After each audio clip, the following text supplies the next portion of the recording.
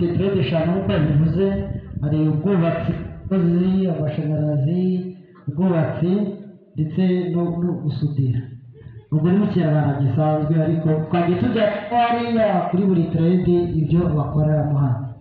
Ikigiye gukurikiraho rero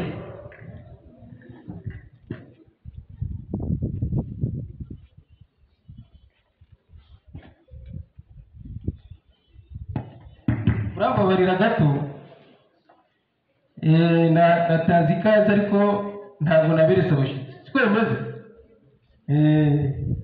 Nuko nabaye ikaze nagira ngo umuyobozi ushinzwe uburezi uhagarariye umurenge wacu asuze imbaga iri hano.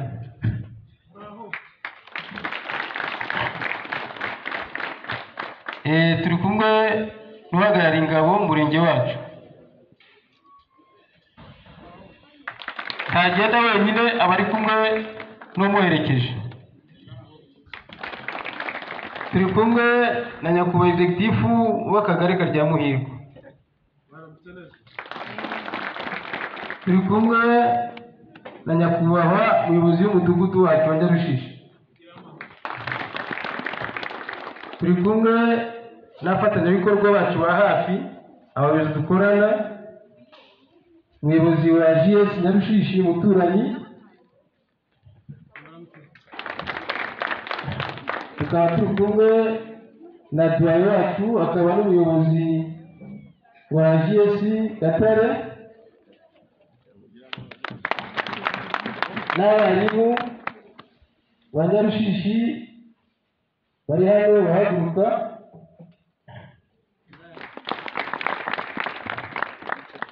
Turi kumwe n'ababyeyi, abaturanyi bahaguruka bakabasuhuza.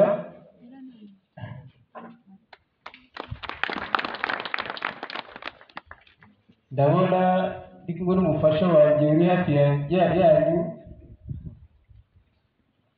yahaguruka tosi akabasuhuza.